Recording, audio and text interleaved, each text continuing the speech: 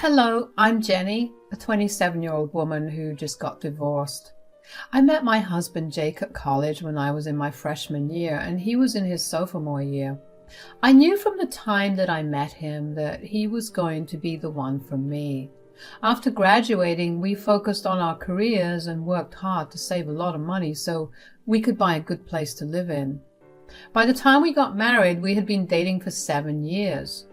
Right after we got married, we purchased our own apartment and decided to start trying for a baby. But after months of trying, we did some tests and got told that I was infertile. I was devastated and inconsolable for a long time, but Jake had been my rock at that time. Jake's sister-in-law had also come over a lot to comfort me, and I did find some comfort in her too. Those were a tough few months for me to grapple with my new reality, but eventually Jake and I began to see the pros of not having kids, like being able to spend twice the money on ourselves. About 2 years into Jake and I being married, we decided to be the ones to host for the holidays. My parents were on a cruise someplace, so it was Jake's family that joined us. Jake's parents were only stopping in town for a day because they were going on a road trip with some of their friends. They planned to stay the night at a motel so they could leave in the early hours of dawn without disturbing anyone. That only left Jake's brother Keith and his family, which included his wife Paula and his 4 kids. When Jake and I started dating, Keith and Paula had 2 kids from what Jake had told me. They were struggling back then as well. Keith wasn't working in a good enough job to support all of them, and Paula was adamant about being a stay-at-home mom. It was beyond me why they had 2 more children when they were struggling with the 2 they already had, but I digress. Anyway, that holiday, they asked us if they could stay with us for a week. Guys, we need to ask you about something. Yeah, what is it? Is everything fine? Yeah, we just wanted to ask if we could have a tiny staycation at your place with the kids. Staycation? Yeah, I mean, you're hosting the holidays and we were wondering if we could spend the entire week here until the 2nd. We can't afford an actual vacation, and this would be some form of it for the kids. I don't know about that. Our apartment isn't very kid-friendly. We have a lot of expensive or even just fragile things that the kids could break. I'm sure you could manage for just a week, Jenny. Yeah, please, for the kids' sake. Come on, Jenny. Please, just help out my family this once. Fine. But I am warning you that if anything gets broken or damaged by your kids, I expect you to compensate me for it. Yes, of course. I promise that we'll make sure the kids are well behaved.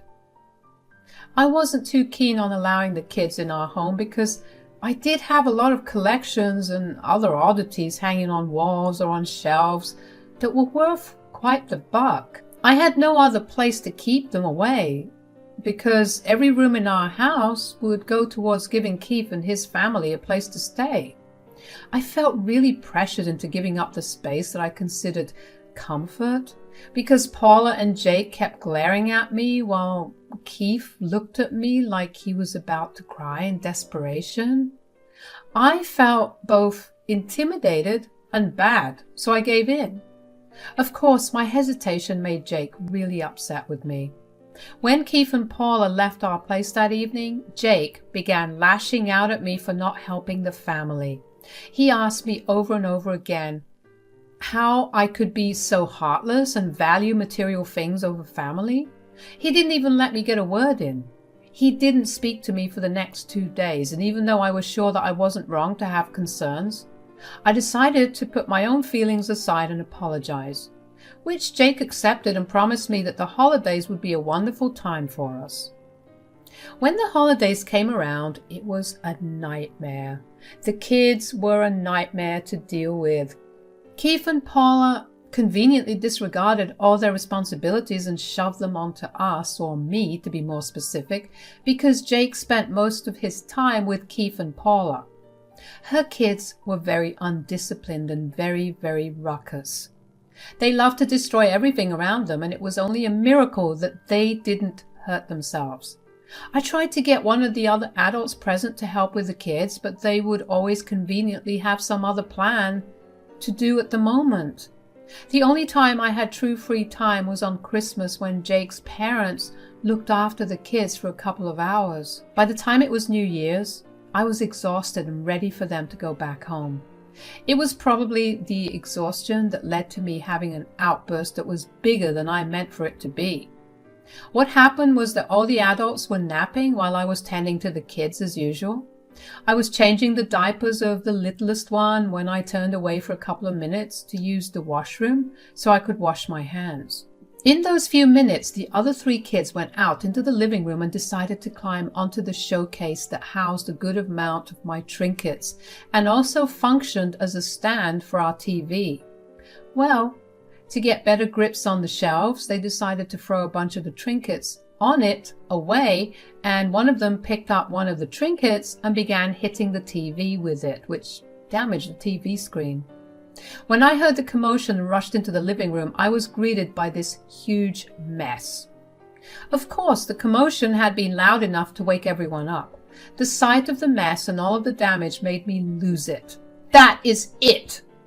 Whoa, calm down, Jen. It's just a little mess. No, it's not a little mess. They've destroyed everything. I turn around for just a few minutes and everything is ruined.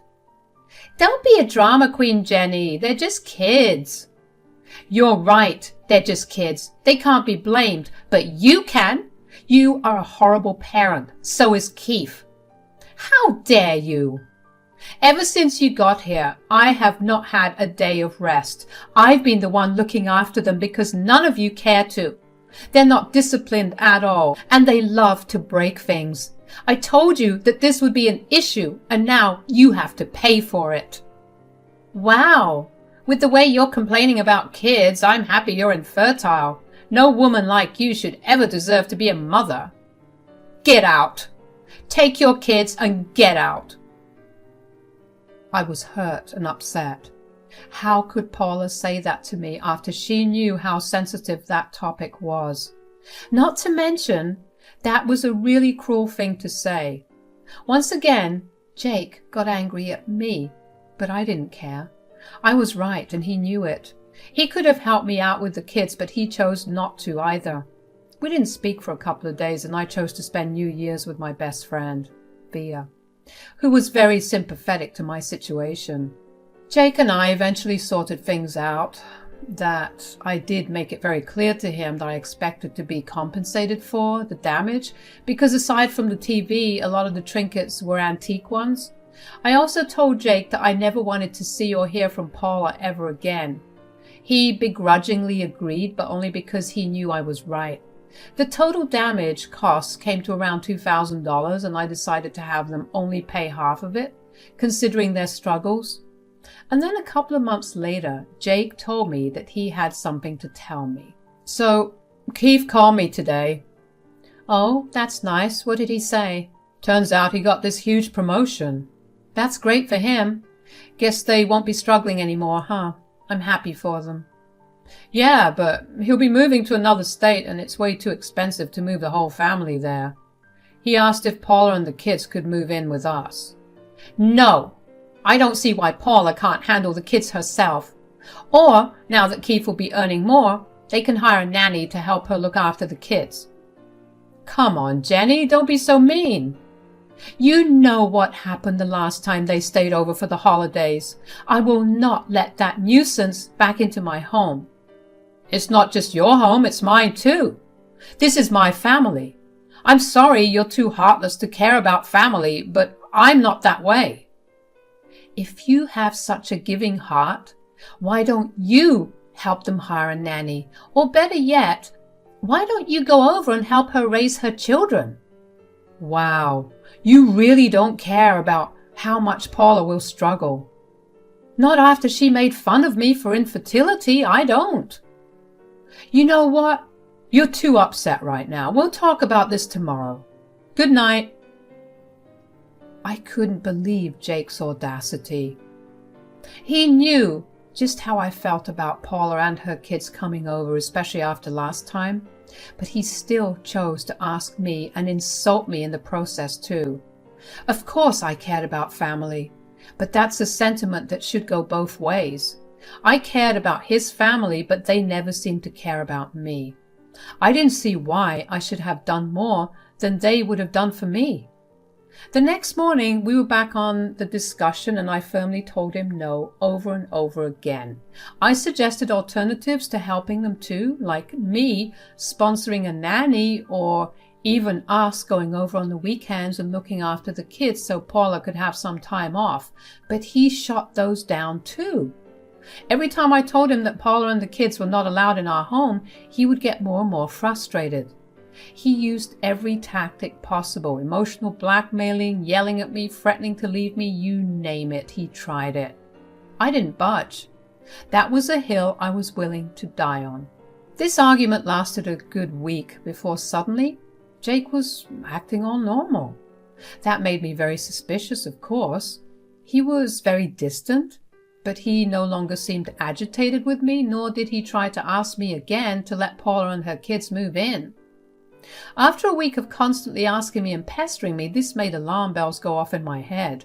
I decided to do a little snooping around.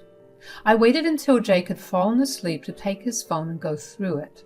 Yes, I know it's wrong, but when you have this intense gut feeling that something's wrong, you just want to check up on it.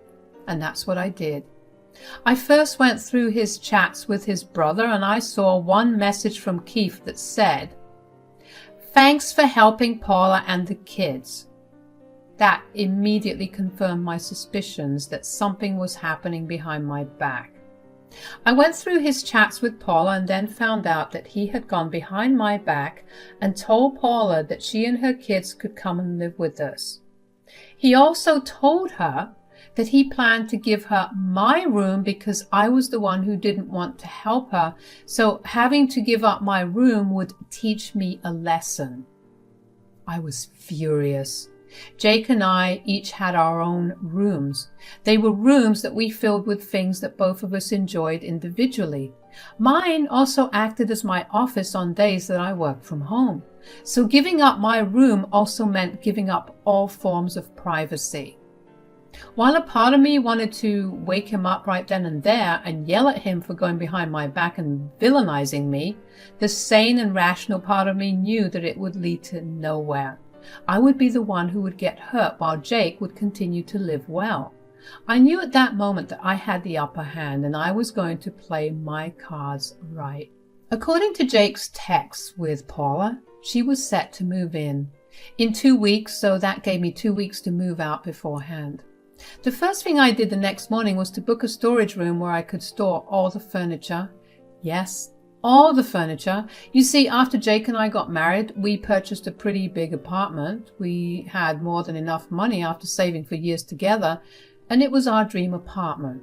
However, after we purchased it, we obviously needed to furnish it, but Jake decided that he didn't want to do that immediately. He wanted to do it after another 6 months. Keep in mind that all we had with us was a mattress, no bed frame, some utensils, and our personal things. Jake said he was tired of constantly not having any money to spend from saving so much for years. I understood his issue back then, so I let him have it his way. 8 months passed and my home was bare as it was on the first day we moved in, save for the few trinkets I bought here and there. Whenever I brought up buying the furniture, Jake would get all moody and upset with me. So I took matters into my own hands and bought everything myself. He didn't spend a dime on anything. From sofas to bed frames and bookshelves to even mirrors, he didn't pay a cent. I was going to remove everything. The only things he paid for existed in his room, so I let that be. The next thing I did was contact my best friend, Thea, and ask her if I could stay over for a rather long period. "Hey, how's it going?" "Not that great." "Oh no, what's wrong?" Jake decided to go behind my back and let his sister-in-law and her 4 kids live with us because his brother is moving to another state for work, even though I explicitly told him not to. Wait, is this the same sister-in-law that mocked you for being infertile? The one and only. And why can't she take care of her own kids? Because they're reckless. Last time they were over, they destroyed about $2,000 worth of things. You can see why I don't want any of them in my house. Holy crap, yeah. So what are you doing about it? Well, I snooped through Jake's phone and found out that he plans to give my sister-in-law my room as a punishment for not willing to help out. What the hell? So I was thinking that I would take everything out from the room and the house because I literally bought everything in it to begin with, and I'll keep it in a storage room. I love that thought process, but what about you? Yeah, that's what I was calling to ask about. Do you think I could stay with you until I get back on my feet? It might take a few months. Are you kidding me? Of course you can. We get to have sleepovers for a long time. Hell yeah, you can come over. Just let me know the time and date and I'll help you bring your stuff over. You're an angel. I felt more than ready to teach Jake a lesson. I knew this was technically the end of the marriage because I didn't want to be with someone who was so selfish that they failed to at least consider their partner's feelings. I spent the rest of the 2 weeks discreetly packing away my things and starting the filing procedures for divorce. At some point, except for the big and most commonly used furniture, the rest of it was slowly transported away during Jake's working hours. Thankfully, he was too caught up in his own thoughts to even notice the big differences in the house. A lot of my things were gone to Fia's place too, and he never noticed. My anxiety was high during those 2 weeks because I really wanted my plan to work out well, but also because I wanted to make as clean of an exit as possible. Once the 2 weeks were up, I knew that Jake would call me that day from work and ask me to clean out my room for Paula. So I took a day off work to get the final transporting of the furniture out. I took our couches and mantles and even all the bed frames. Jake would be left with the few things he had when we rented this apartment. Right as the movers had taken the things away and I sat in my car with the rest of my things to go to Fia's place, I got a call from Jake. Hello? Yes, it's me. What happened? Is everything okay? I need you to vacate your room. Paula and the kids are coming over. I thought we discussed that it wouldn't be happening. It's happening because I said so. Get on with the plan. And what about the kids? Where will they sleep? They'd have the guest bedroom to share. They're all young enough for that. And you have your room, but I won't have mine? No, because this is your lesson for refusing to help our family. You are a piece of work, truly. You know what? Don't worry. I knew about your plan, so I vacated my entire room, along with all of my belongings in the house. Why did you remove all your belongings? Because I said so. Get on with the plan. Goodbye. It felt amazing to say that to him, but even more than that, I was excited to hear his reaction to the whole thing. Before I left, I also made sure to leave him the divorce papers on the kitchen island because that was where he would first go after work to grab a cold drink. He was going to experience his shock in waves, and I was ready for that. I made my drive over to Fia's and we greeted each other in excitement. We quickly unloaded all my things and got to arranging the room she had given me in a basic manner. We tried to make it as homely as possible just so I was comfortable enough until I had enough time to fully unpack. Once we were done, we sat down to chat for a little while about how I was feeling and what I was going to do further on. However, all throughout that time, I couldn't help but constantly anxiously glance at my watch to check if Jake was done with work and on his way home. He did take longer than usual to get back home that day, but I figured that was probably because he was picking up Paula and the kids. But I knew he had reached home when I got a call from him. I initially ignored it just to stoke the fire a little, but I ended up giving in and picking up after the 5th call from him. What do you want, Jake? You took everything out of the house? Didn't I say that I vacated all of my things from the house? Yes, but that was our furniture and utensils. You can't just take them all away. Why can't I? I paid for them all, didn't I? Even after I repeatedly asked you to start buying things for the house, you never did. So I took away everything. What will Paula and the kids do? Not my problem. I told you to not let them come over, but you didn't listen. Instead, you went behind my back and disrespected me. You're cruel. No, Jake, you're the one that's cruel. I gave you my boundary and you violated it. You know what your sister-in-law and her kids did that last time, and you still invited them over. I would have been okay with you going over to stay there, but you insisted on them staying with us. So have it your way then. Oh, get over it, Jenny. It wasn't even that bad. Yeah, and you can get over me taking away everything that belongs to me too. It's not that bad. Also, I don't know if you saw it, but I've left your divorce papers on the kitchen island. You either sign it peacefully or you contact me through your lawyer.